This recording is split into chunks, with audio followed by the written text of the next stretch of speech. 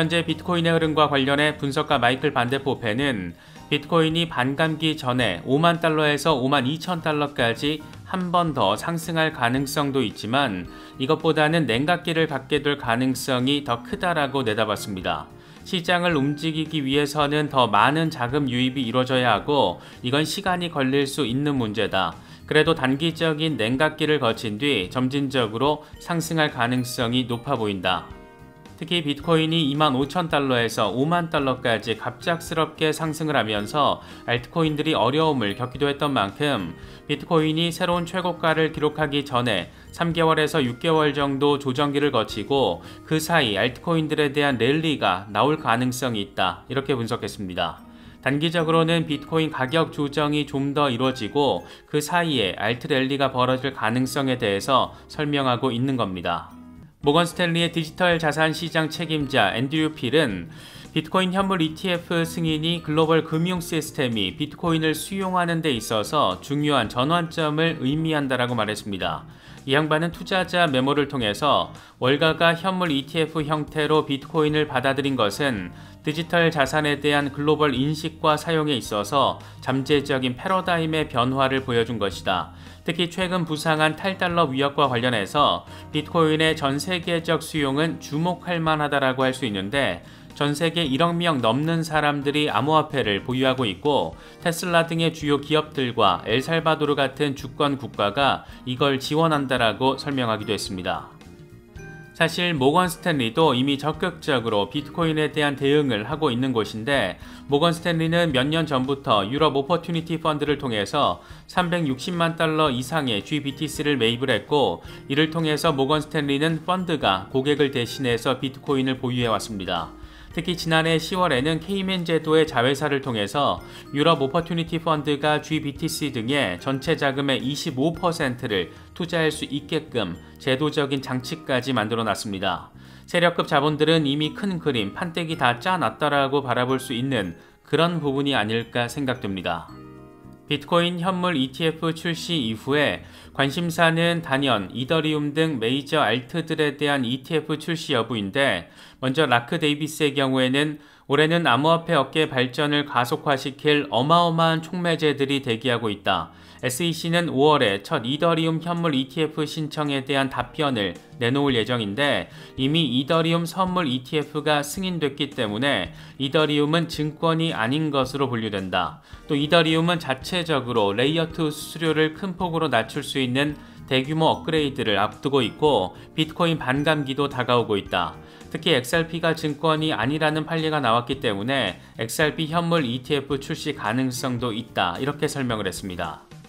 JP모건의 경우에는 이더리움 현물 ETF 승인 가능성을 50% 이하로 내다봤습니다. JP모건의 니콜라우스 파니기르 초글로우의 경우에는 SEC가 5월에 이더리움 현물 ETF를 승인하기 위해서는 이더리움을 증권이 아닌 비트코인과 유사한 상품으로 분류해야 한다. 하지만 그 가능성이 50% 이하다.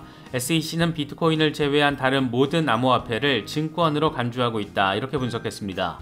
사실 SEC가 이더리움을 증권으로 본다 이렇게 단언해서 말하기 어려운 것은 SEC의 모호하고 기준 없는 못 같은 스탠스 때문인데 이건 리플 소송과 또 연결이 되는 부분이다 보니까 이래저래 복잡해 보이는 건 또 사실이지만 여기에도 블랙록이 끼어 있는 만큼 좀 더 시간이 지나면 어느 정도 더 선명한 상황을 바라볼 수 있지 않을까 생각됩니다. 블랙록의 레리 핑크의 경우에도 이더리움 현물 ETF의 의미를 강조했습니다.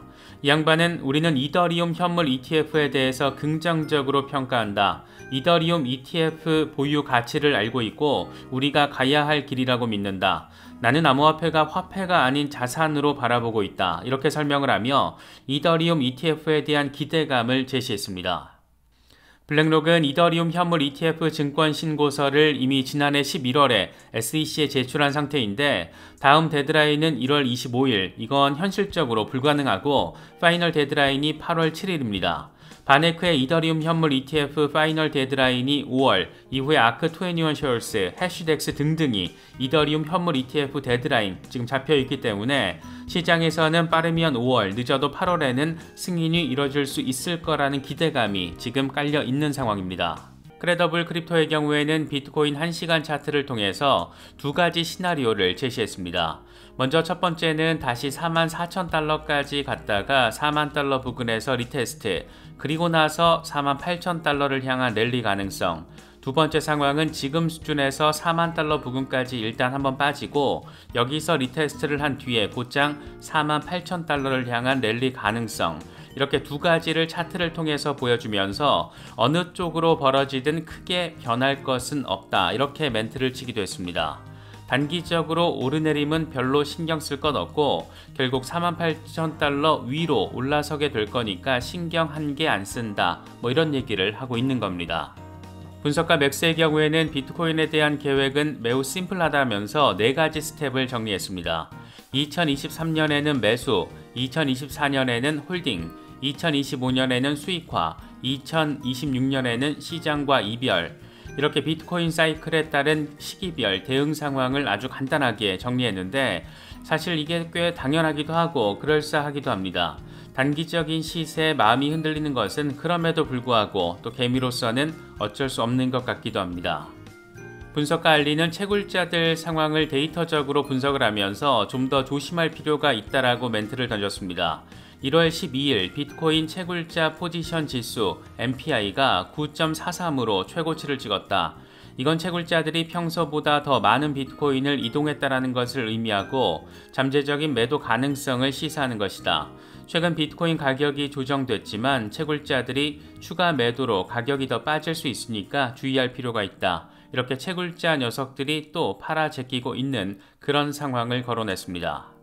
라크 데이비스는 아크인베스트의 캐시 우드의 멘트를 인용했는데 캐시 우드는 비트코인이 기본적으로 60만 달러 상승, 2030년에는 150만 달러까지 간다라고 말한다. 2030년까지 60만 달러에만 도달을 해도 지금 가격의 13배가 되는 것이다. 이 정도의 투자 성적은 나쁘지 않은 것이다. 캐시 우드는 순자산의 25%를 비트코인으로 보유하고 있다, 이렇게 설명했습니다. 그러면서 캐시 우드의 리즈 시절 사진을 함께 공유했는데 그냥 왠지 깜짝 놀랐습니다. 크립토 로버의 경우에는 추가적인 하락 가능성이 있다라고 내다봤는데 비트코인 일간 차트 RSI에서 약세 다이버전스가 이미 진행 중인 상황이라서 나는 비트코인을 39,700달러부터 다시 매수하기 시작할 것이다, 이렇게 말했습니다. 익명의 분석가 스탁머니 리절드는 지금까지 모든 것이 계획대로 잘 진행되고 있다는 점을 강조했습니다. 비트코인 현물 ETF 결정 전까지는 강세 모멘텀, 그리고 1월에 예상되는 변동성과 조정 가능성, 그리고 이후 반감기 뒤 2024년 새로운 올타임 하이, 과거 사이클에 기반하면 2025년 3분기에서 4분기에 새로운 올타임 하이, 이런 점을 지난해 연말에 이 4가지를 제시를 했고 지금 두 번째 상황까지 예상대로 잘 진행되고 있다라는 말을 하고 있는 겁니다. 그러면서 경기 침체와 인플레이션 등 거시경제적인 요인도 고려를 한 것이다. 이건 궁극적으로 비트코인에 나쁜 게 아니다. 점점 더 많은 사람들이 비트코인을 디지털 골드이자 경제가 좋지 않을 때 인플레이션 해지 수단으로 인식하고 있다.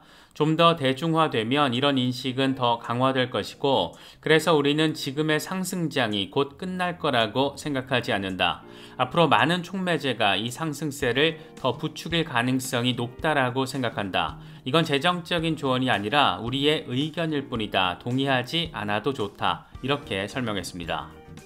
분석가 캐틴 파이빅의 경우에는 비트코인은 앞으로 몇 달 동안 38,000달러에서 45,000달러 범위 사이에서 움직일 것으로 예상이 된다라고 분석을 했습니다.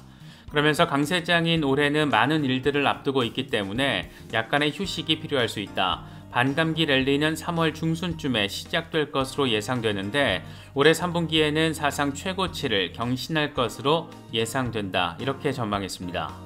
현재 비트코인의 흐름과 관련해서 암호화폐 분석가 마이클 반데포페는 지금 사람들은 비트코인의 조정에 대해서 불안해하고 있는데 이건 건전한 현상이다. 투자를 한다라면 인내심이 필요하다. 앞으로 2년 동안은 롤러코스터 장세가 펼쳐질 것이고 비트코인의 가치는 상상 초월 수준으로 올라갈 것이다. 조금 더 기다리면 된다. 이렇게 원론적이면서도 필요한 멘트를 던져줬습니다.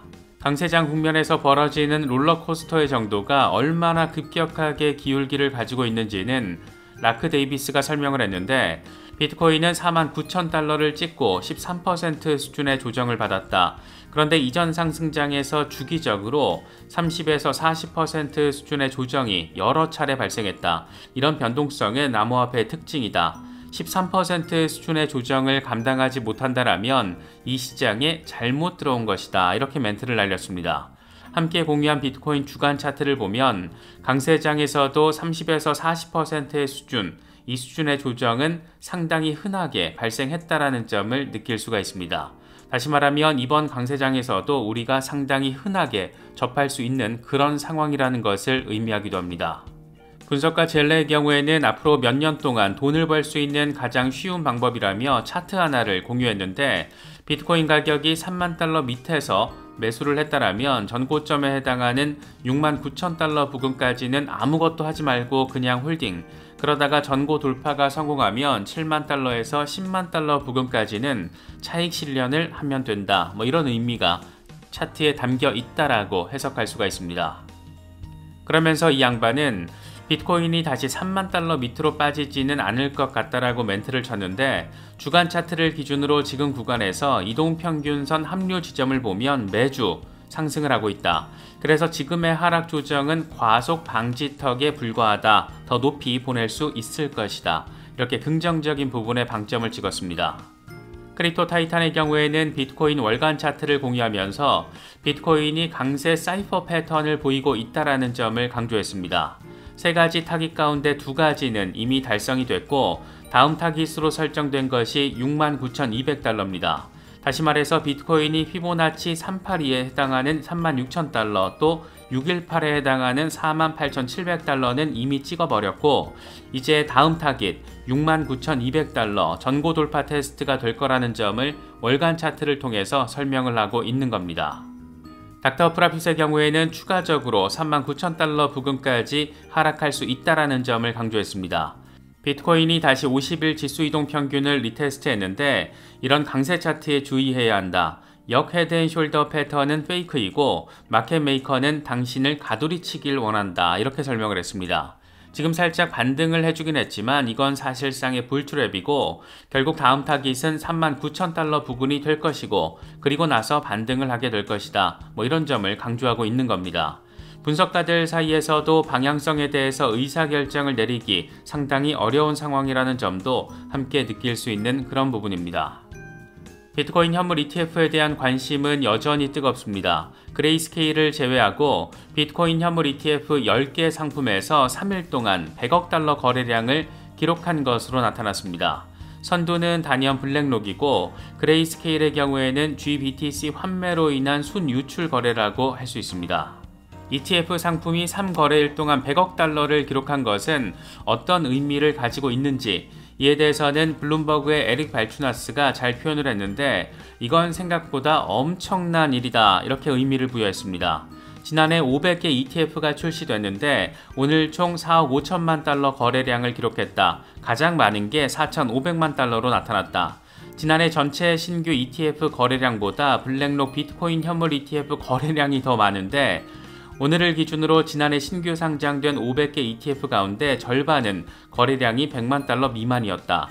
거래량 확보는 그래서 엄청 빡센 일인데 거래량은 시장에서 자연스럽게 형성되기 때문에 인위적으로 조작할 수가 없다. 그리고 이런 거래량은 ETF의 지속성을 부여한다. 이렇게 강조했습니다. 관심이 뜨겁다 보니까 ETF 발행 기관들의 움직임도 다소 더 바빠지고 있는 모습입니다. 이번에는 프로시얼스가 비트코인 현물 기반 레버리지 ETF 5가지를 SEC에 신청을 했습니다. 마이너스 2배, 마이너스 1.5배, 마이너스 1배, 플러스 1.5배, 플러스 2배 이렇게 5가지입니다. 이와 관련해서 에릭 발추나스는 앞으로 몇 달 안에 유사 상품 12개가 시장에 나올 수 있다라고 덧붙이기도 했습니다. 과연 이더리움 선물 ETF 레버리지 상품이 이미 승인돼 있는 상황에서 비트코인 현물 ETF 레버리지에 대해서 SEC가 어떤 입장을 보일지 사뭇 궁금한 지점입니다. 현재 비트코인의 흐름과 관련해서 분석가 마이클 반데포페는 비트코인이 46,000달러까지 상승을 하지 못하고 있는 상황이 이어지고 있다. 하한선 리테스트의 범위는 38,000달러에서 48,000달러 사이에서 결정이 될 것으로 보인다. 심리가 부정적으로 변할 것이기 때문에 가격이 하락할 때는 매수할 준비를 하면 된다. 이렇게 설명했습니다. 매튜 하일랜드의 경우에도 비트코인이 41,500달러 아래로 후퇴했는데 다음 지지라인은 4만 달러가 될 것이고 이 구간에서도 지지를 받지 못할 경우 다음 지지라인은 38,000달러가 될 것이라고 분석했습니다. 스탁머니 리잘드의 경우에는 지금 상황에서 중요 지지라인인 39,000달러까지 되돌아갈 가능성이 높다라고 진단을 했는데 이게 지금 딱 피보나치 되돌림 618 수준과 일치한다라는 점도 함께 설명을 했습니다. 41,000달러 리테스트가 실패할 경우 39,000달러 리테스트 여기가 딱 피보나치 618 그래서 이 구간까지 빠지더라도 여기서는 다시 방향성을 바꿔서 반등을 하게 될 것이다. 이런 얘기를 하고 있는 겁니다. 인컴샤크의 경우에는 좀 더 깊은 조정 가능성을 시사했습니다. 비트코인이 3만 달러에서 3만 5천 달러 구간에 도달하면 트위터에는 매도와 포기를 말하는 사람들이 늘어날 건데 나는 이때 매수하라고 외칠 것이다. 그때가 바로 반감기 이야기가 시작되는 지점일 것이고 기관들이 실제로 매수를 시작하고 당신은 매수하기가 겁날 것이다. 이렇게 설명을 했습니다. 3만 달러 초반까지 후퇴를 해주고 그리고 나서 반등을 할 거라는 얘기를 하고 있는 건데 이리 가나 저리 가나 반감기는 다가오고 있고 어쩌면 반감기 직전까지 깊은 조정이 이어질 수 있는 그런 모습까지도 염두에 두고 대응할 필요가 있는 그런 상황으로 보입니다. 이번에 비트코인의 하방 압력을 한 방 더 때린 주범으로는 역시나 그레이스케일 GBTC가 지목되고 있습니다. 하루 전 그레이스케일이 코인베이스에 4억 2,500만 달러 규모의 비트코인 10,000개를 추가로 이체한 상황이 포착되면서 어쩌면 한 번 더 시장이 얻어맞겠다 싶긴 했었는데 역시나 불길한 예감은 언제든 맞아 떨어지나 봅니다. 문제는 지금 이게 끝이 아니고 앞으로 몇 주 정도 이런 GBTC발 가격 압박 상황이 더 이어질 수도 있다는 건데 이와 관련해서 JP모건은 GBTC에서 최대 100억 달러가 유출될 가능성이 있다라고 내다봤습니다. 1월 1일 이후 GBTC에서 15억 달러 이상 자금이 유출된 것으로 알려져 있다. 이런 유출세가 암호화폐 시장에 추가적인 걸림돌 역할을 하고 있다. GBTC가 유동성 우위를 잃게 될 경우 더 많은 자산이 유출될 수 있는데 50억 달러에서 최대 100억 달러까지도 추가 유출이 발생할 수 있다라고 설명했습니다. JP모건은 지난 1년 동안 비트코인 현물 ETF로 전환될 것을 예상하고 크게 할인된 가격으로 GBTC를 매수한 투자자들이 이익 실현을 하면서 시장을 떠나고 있다라고 설명을 했는데 GBTC의 수수료 1.5%는 다른 상품들과 비교했을 때 5배에서 6배 수준으로 너무너무 높은 만큼 이런 자금 유출이 수수료 인하 압박을 가하고 있다. 이렇게 설명했습니다.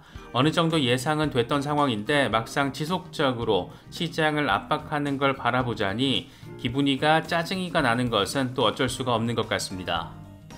GBTC가 비트코인 현물 가격을 압박하고 있지만 다른 비트코인 현물 ETF 상품들은 상당히 순항하는 모습을 보이고 있습니다. 블룸버그 애널리스트 에릭 발추나스는 비트코인 현물 ETF 네 번째 거래일이 지났는데 새로운 9개 ETF가 운용자산에 9억 1,400만 달러를 추가하는 등 자산 누적 순유입액이 12억 달러로 증가했다라고 밝혔습니다. 9개 ETF는 첫 4거래일 동안 30억 달러를 운용 자산에 추가했고 54억 달러 수준의 거래량을 확인했다. 이건 비정상적으로 높은 수치인데 블랙록의 비트코인 현물 ETF 운용 자산은 10억 달러를 돌파했고 피델리티가 2위, 비트와이즈가 3위를 지키고 있다라고 설명했습니다. 정리를 하면 출시 이후 4거래일 동안 9개 비트코인 현물 ETF 상품의 누적 순유입액은 12억 달러, GBTC의 누적 순유출은 16억 2천만 달러, 이렇게 정리가 가능합니다. 블랙록의 경우에는 10억 달러 순유입을 기록하면서 지금 4거래일 동안 쓸어 담은 비트코인이 무려 2만 5천 개를 돌파해버렸습니다. 지금 시장에서는 블랙록이 결국 마이크로스트래티지보다 더 많은 비트코인을 보유하게 될 것이다. 이런 말들도 많이 나오고 있는데 지금 속도로 블랙록이 비트코인을 쓸어 담는다라고 가정하게 되면 다시 말해서 하루 평균 비트코인 6,000개 정도를 계속해서 지속적으로 매집한다라면 블랙록은 한 달 정도 뒤에 마이크로스트래티지 보유량 19만 개를 돌파해버리게 됩니다. 비트코인 반감기 직전까지 아주 흥미로운 상황이 펼쳐질 수도 있다는 점 느낄 수 있는 부분입니다. 이건 지난주 미국 전체 ETF 자금 유입 순위 탑 10을 보여주는 표인데 블랙록과 피델리티의 비트코인 현물 ETF가 4위와 5위를 기록하고 있고 비트와이즈 현물 ETF가 10위에 이름을 올렸습니다. 지금 미국 월가에서 비트코인 현물 ETF에 대한 관심도가 어느 정도인지 이들 괴물 기업들이 지금 얼마나 열과 성을 다해서 비트코인을 싹쓸이하고 있는지를 확인할 수 있는 부분입니다.